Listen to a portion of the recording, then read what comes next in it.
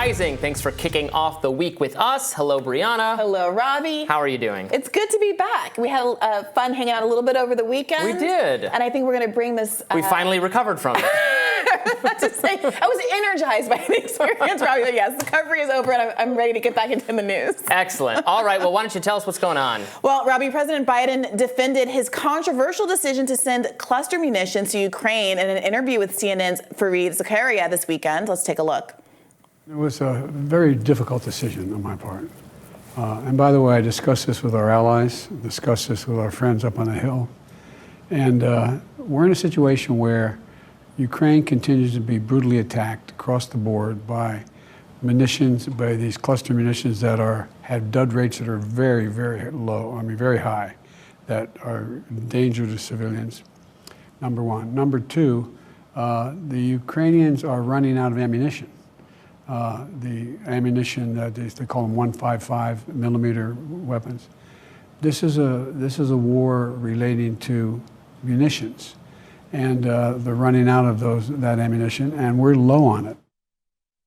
Now, cluster munitions are known for their propensity to hurt civilians who disturb or mishandle unexploded mines. Even years after wars end, civilians represented 97% of all cluster munition casualties in 2001.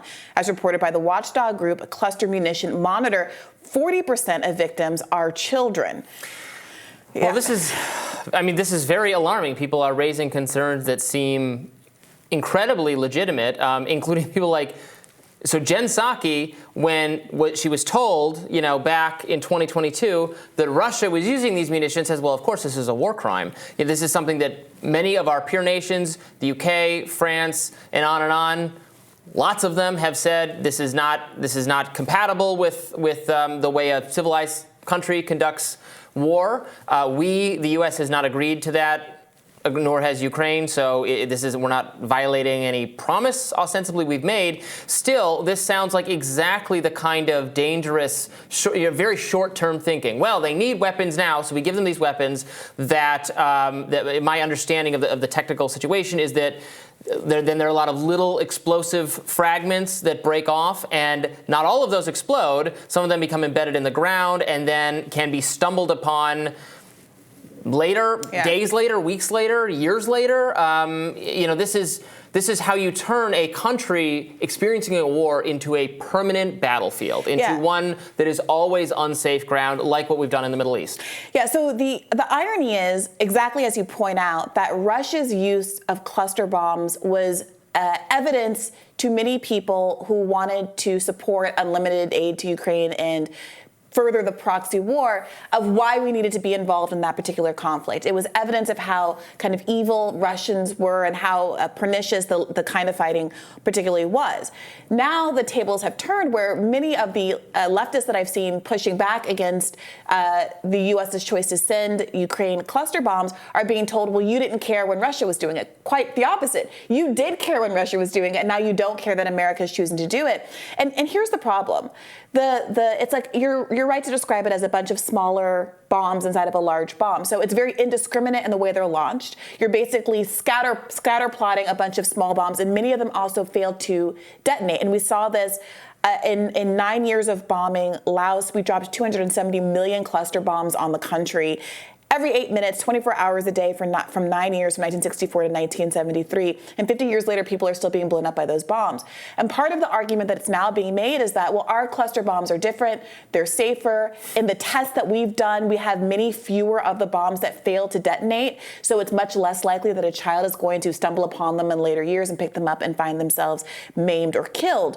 But one thing to note is that the way we test our cluster bombs is on kind of these ideal conditions on flat, hard surfaces out in the desert of the United States, basically, where they're much more likely to explode when they hit the ground, as opposed to in scenarios like in Laos or where there's obviously jungle and soft ground, or in Ukraine where there's mud and vegetation and things like that. So we're also, I think, in the process of misrepresenting how dangerous these things are to come up with excuses for why it's okay when we do it. Well, and that's ridiculous on its face, because what are we saying? Oh no, don't worry, those bombs won't hurt people? What do you mean? They're bombs. Of course they will. What they're actually saying is they won't hurt anyone unintentionally at some other point. That's laughable. We don't believe that. Right. And so there, Biden is framing this as necessary. The mainstream media all getting behind it as important in the short term because we're at this pivotal stage of the conflict between Russia and Ukraine. Is anyone persuaded by that? Does anyone think right now is a more pivotal stage in the Russia-Ukraine conflict than at any point before, or will it be any? I don't believe that. It sounds like the exact same thing you would hear about why the surge is necessary in Iraq, or why we just need to stay the course for another year in Afghanistan because we're in the pivotal zone now. It's turning around, or we have to stop it from being reversed, or something. No, the reality is this is just a conflict that's going to go on for the foreseeable future until all of our will to do anything about it is exhausted and there's some kind of diplomacy where Russia probably gets something approaching exactly what it wants, or something, hopefully something short of what it wants, and Ukraine deals with that and then it ends. And no amount of, does anyone really believe that any amount of weapons packages from the U.S. that's going to be the final word on it? No way. Particularly this kind of a weapon. The argument is what it takes to win the war in Ukraine is deploying a weapon that indiscriminately kills your own citizens in the long run? 1/3 of all recorded casualties from this kind of weapon are children.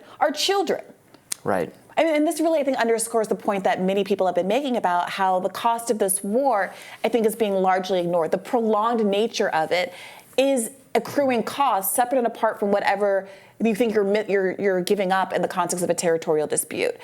People say, well, we can't end the war. It'll be bending the knee to Russia. Okay, but just so that you're being very clear-eyed about it, the consequences when you're literally arguing that the war can't be won except for using weapons that disproportionately kill children is that's a cost you're saying that you're willing to pay. Well, finally, at least, there is a cost. So far, Biden has said that he's not quite willing to pay in terms of Ukraine joining NATO. Here he is, President Biden, making comments during a recent interview about why, for right now, he doesn't think Ukraine should join NATO.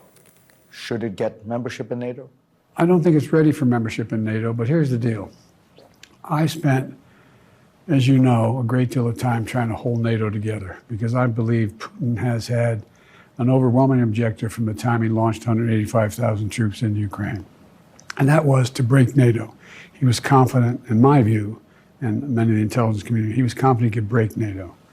So holding NATO together is really critical. I don't think there is unanimity in NATO about whether or not to bring Ukraine into the NATO family now, at this moment, in the middle of a war. Friend of the show, Glenn Greenwald, tweeted out in response to the interview, quote, "The top priority of the bipartisan U.S. foreign policy establishment and CIA by far is fueling the proxy war in Ukraine. There's a grand total of one TV host in corporate media vehemently and vocally opposed to that policy, but then he got fired, so now there is none." Glenn obviously talking about Tucker Carlson there. In terms of the Biden clip, I mean, it is good to hear him articulate that, well, they can't join NATO right now because we are committed to defend it. We should keep our agreement, and our agreement is to defend the countries in NATO, so that would just put us in direct, instead of rather this proxy indirect World War III. We obviously can't do that, so they can't join NATO. So I appreciate him saying that. I mean, that is like the bare minimum, most common sense thing you could possibly think, but he does think it, so there's that. What do you make, and we're going to talk more about Tucker Carlson in a future segment. He did a great interview with Russell Brand that we'll be dissecting a little bit. But what do you make of Glenn's comment there? So for one, I think there is a longer history of anti-war news pundits that has been booted from mainstream news. So I would include people like Phil Donahue. Right, he did tweet about Phil Donahue as well. Okay, so I would say that I would say it's much more inclusive of Tucker Carlson. I also personally, and this isn't Glenn's point, but I have some concerns with the broader gestalt of the kinds of messaging and arguments that Tucker Carlson made on his show. So I'm less willing to say that we needed Tucker Carlson to be an anti-war voice and that canceled out all the other messaging, much of which I think was just not very truthful and wasn't genuinely invested in holding our political leadership accountable to doing domestic spending and doing real economic justice here at home, as opposed to using some of these talking points as talking points to advance the other parts of his agenda that I don't agree with. That being said, I do think it is very useful to do what Glenn is doing, which is to shame the ostensibly more progressive aspects of the media, parts of the media, for allowing Tucker Carlson, at least superficially, if only superficially and rhetorically, to get to their left on these kinds of issues, on this anti-war issue in particular. And they should be shamed in that way. And I think he's right to continue to bring up the fact that Tucker Carlson was the only one who would even give lip service to having an anti-war sentiment in the context of the corporate media. Yeah, and Glenn did in that same tweet thread bring up the Phil Donahue example, which is a great example if people aren't familiar. I was a big fan of Phil Donahue from his like daytime talk show thing he had. So he had on a lot of, what I liked about him is he clearly would learn something about the ideologies of the people he was interviewing. It was always very informed, the conversations he was having. He had great conversations with people like that I like from my own ideological bent that I learned a lot more about and saw challenged in a very productive way, like Ayn Rand and Milton Friedman. And then he was clearly a very anti-war voice, and he was on MSNBC at the time of the Iraq War ramping up. And even though he was, he was like, I think, better rated than anyone else they had at the time, they canceled him because they were too afraid of having like an anti-war voice at the time where the whole country was about to get excited for the Iraq War, like it was the Super Bowl or something. And we'll see. We'll talk about it in the upcoming segment, but it's debatable whether or not being an anti-war voice is why Tucker Carlson was let go, even if you acknowledge that we are worse off for not having more anti-war voices on TV. Sure. Well, we'll talk about that more in a second. More Rising right after this.